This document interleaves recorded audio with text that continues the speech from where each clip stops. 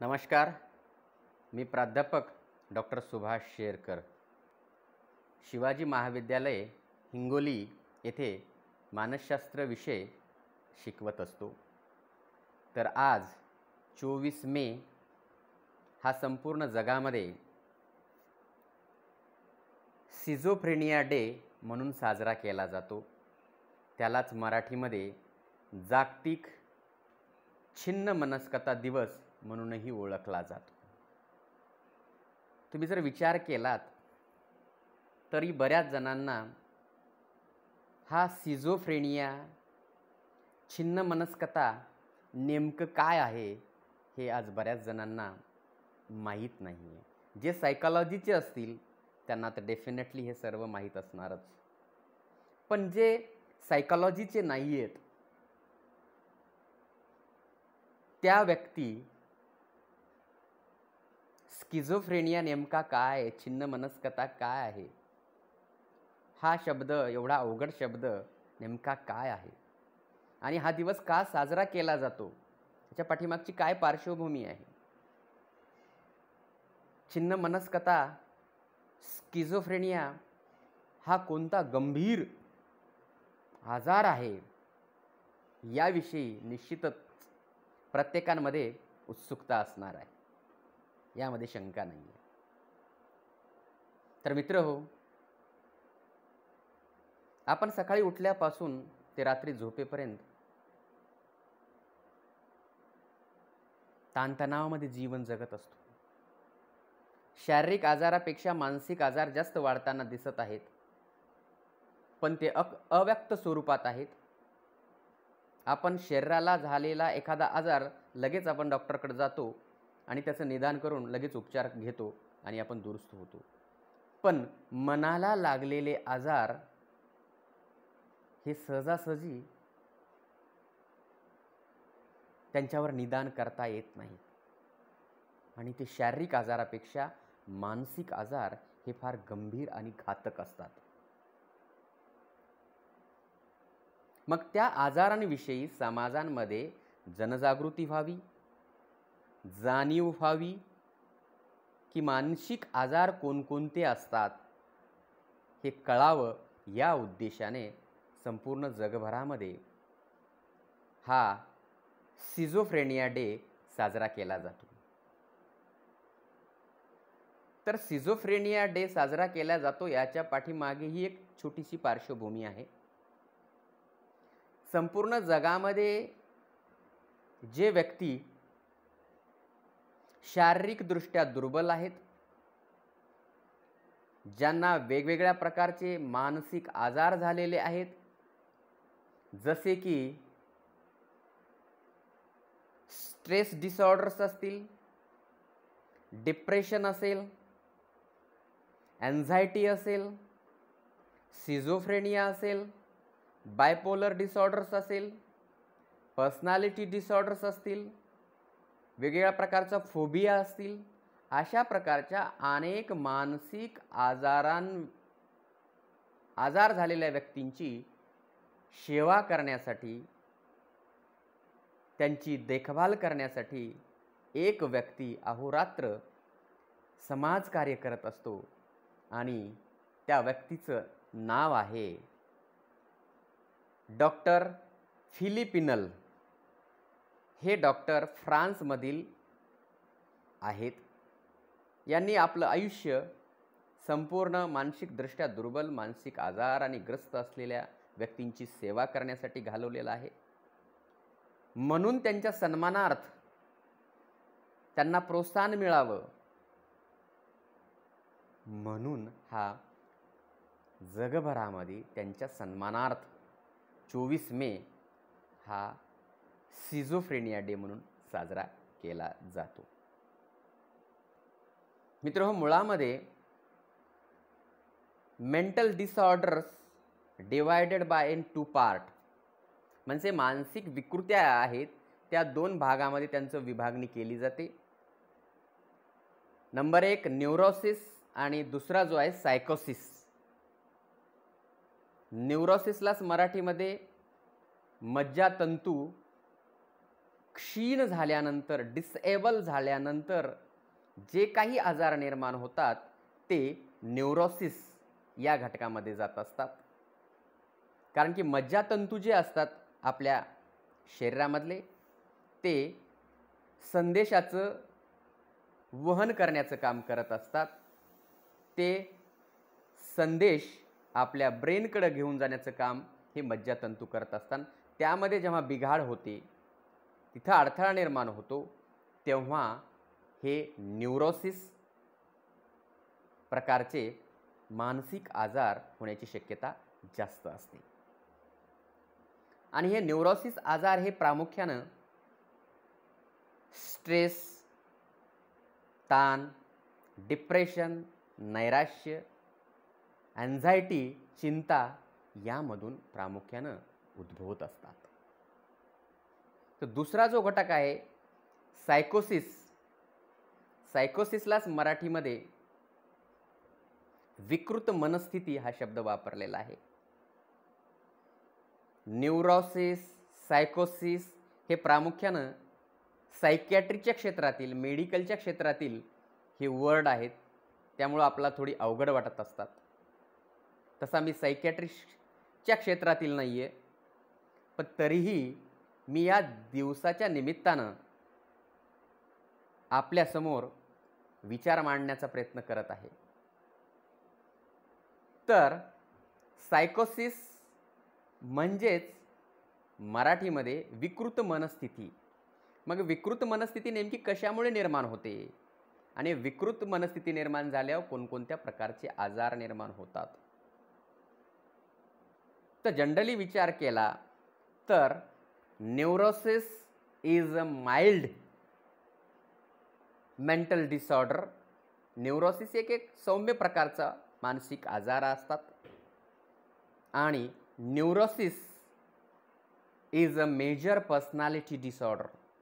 हा सायकोसिस म्हणजेच विकृत मनस्थिती हा एक व्यक्तिमत्वाचा प्रमुख मानसिक आजार आहे, जो की व्यक्तीच्या मानसिक आणि भावनिक अडथळा निर्माण झाल्यामुळे निर्माण होत असतात.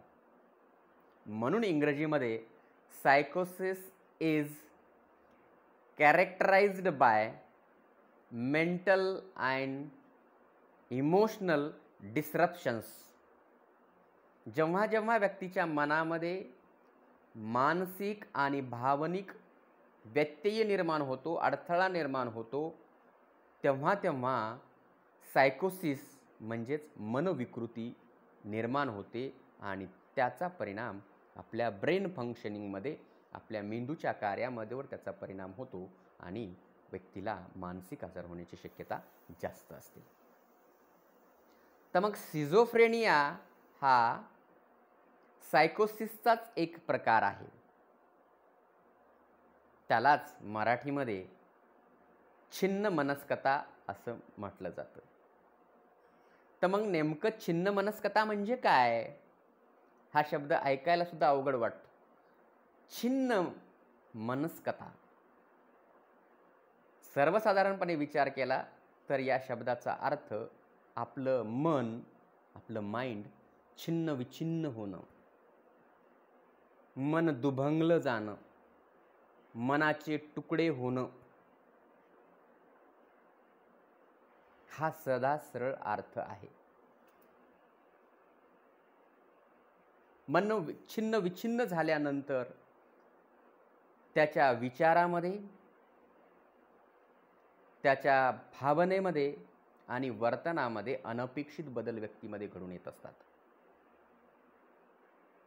छिन्न मनस्कता या आजारामध्ये व्यक्ती वास्तविक जग आणि काल्पनिक जग यामध्ये गफलत करतो, गोंधळ निर्माण करतो.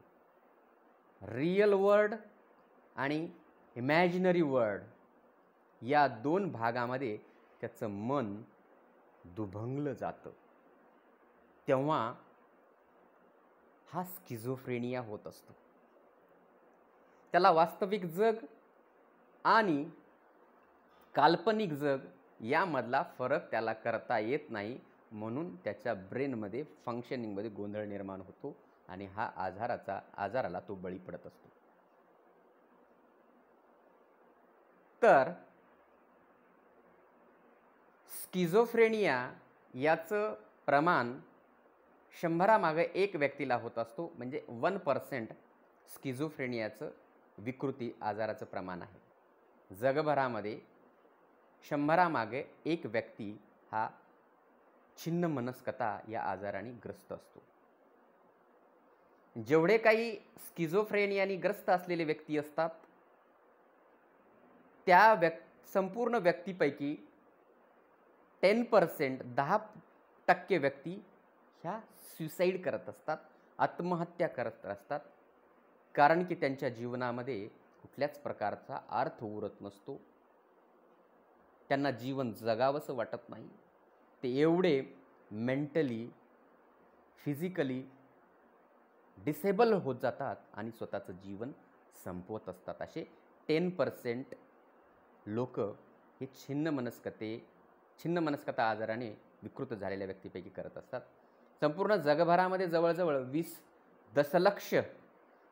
दशलक्ष व्यक्ती या मानसिक आजाराने ग्रस्त आहेत.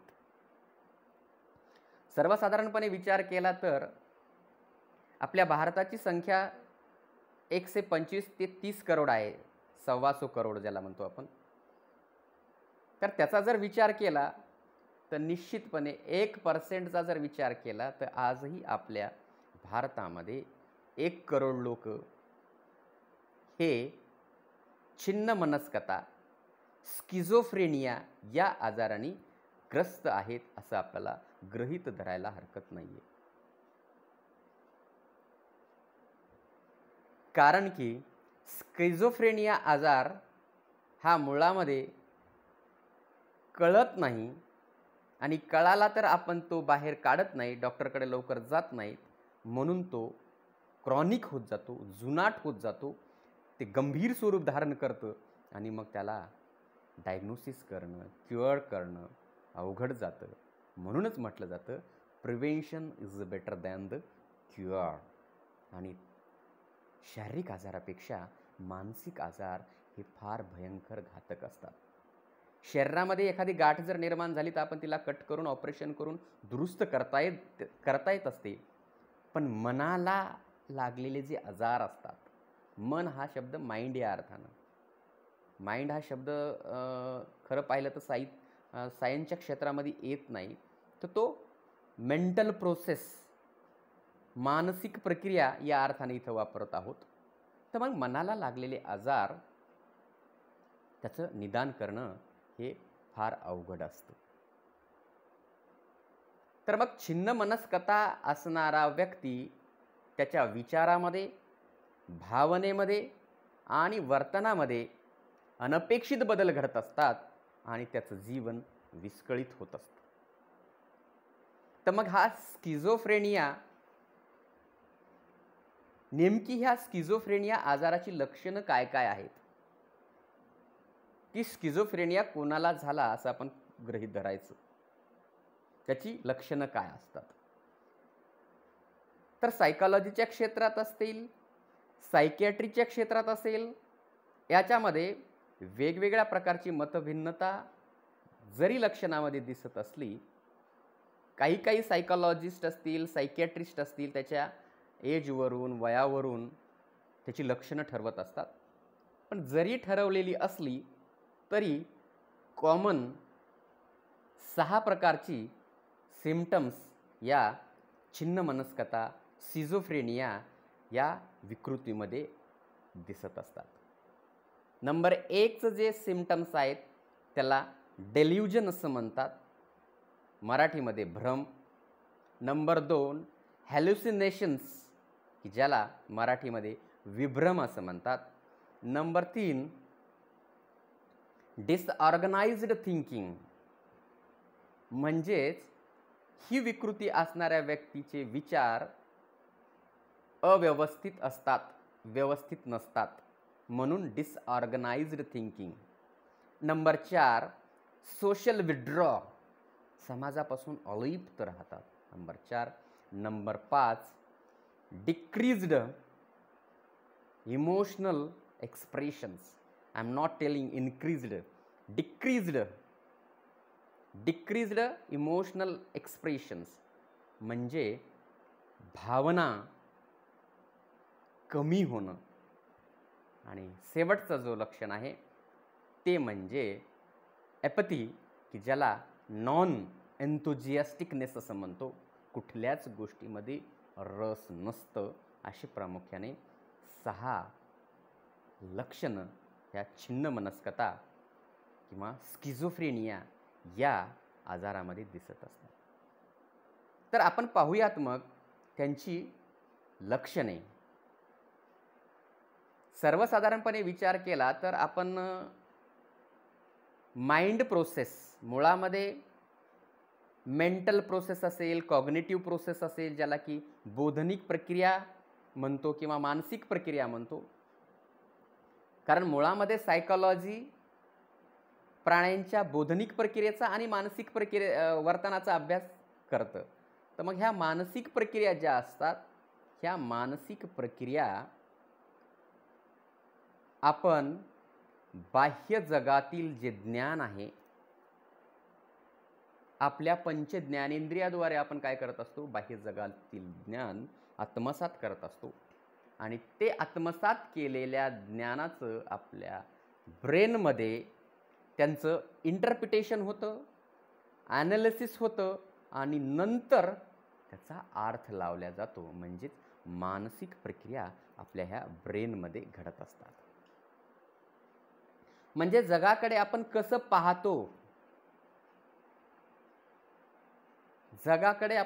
पाहतो, जगातली जी काही मिळालेली माहिती आहे त्या माहितीचा आपण कसा अर्थ लावतो, त्यावरून आपलं ब्रेन फंक्शनिंग असेल, मेंटल प्रोसेस असेल, ही चालत असते. आणि हे सगळं जे काय होत असतं ते आपल्याला सेन्सेशन, अटेन्शन आणि परसेप्शन, जोपर्यंत आपण आपले डोळे उघडे करत नाहीत तोपर्यंत आपल्याला बाहेरच्या जगातलं काही दिसत नाही. जोपर्यंत आपण कानाने बाहेरचं ऐकत नाही तोपर्यंत आपल्याला बाहेरच्या जगातली माहिती मिळत नाही. पाहिल्यानंतर आणि ऐकल्यानंतरच ती माहिती आपल्याला मिळत असते. म्हणजे त्याचं आपल्याला सेन्सेशन सुरुवातीला होतं, जाणीव होते, नंतर आपलं लक्ष तिकडं जातं आणि त्याचा आपण अर्थ लावला जातो. ही प्रोसेस या परसेप्शनमध्ये असते. मुळामध्ये परसेप्शन करण्यामध्ये जेव्हा आपण चुका करतो किंवा परसेप्शन करण्यामध्ये अडथळा निर्माण झाला की मग आपल्या मानसिक प्रक्रियेमध्ये प्रॉब्लेम क्रिएट होण्याची शक्यता जास्त असते. परसेप्शन करण्यामध्ये, संवेदन करण्यामध्ये जेव्हा अडथळा निर्माण होतो तेव्हा मग वेगवेगळ्या प्रकारची मानसिक विकृती असतील, मानसिक लक्षणं दिसायला लागतात. आणि त्यातला पहिला प्रकार म्हणजे डेल्युजन.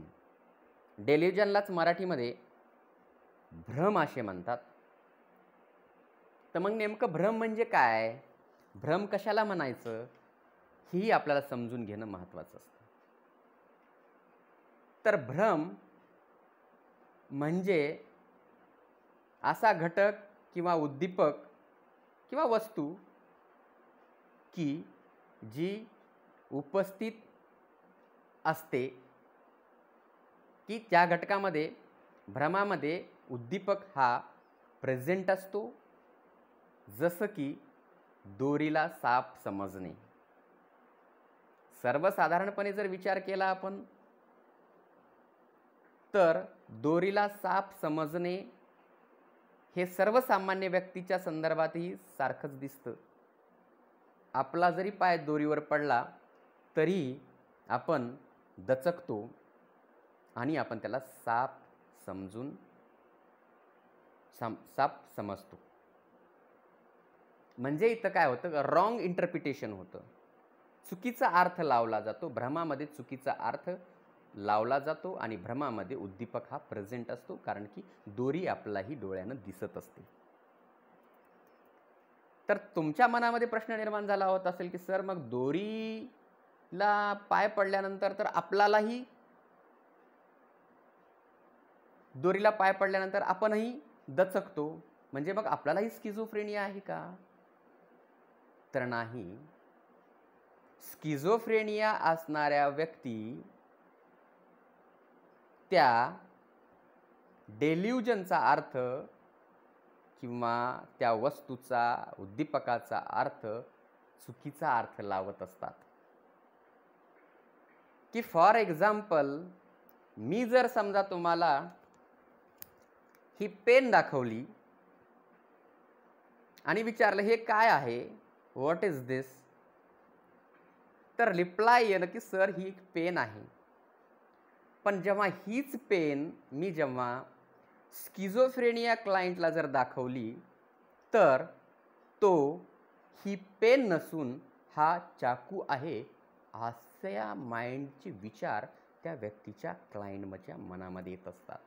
म्हणजे पेन हे उद्दीपक उपस्थित आहे इथं भ्रमामध्ये, पण त्याचा अर्थ त्या क्लायंटनं चुकीचा लावला, म्हणून this is a symptoms of schizophrenia client. बरोबर आहे, कारण अर्थ चुकीचा लावलेला आहे. मग अशा प्रकारचे वेगवेगळ्या प्रकारचे जे लक्षणं असतात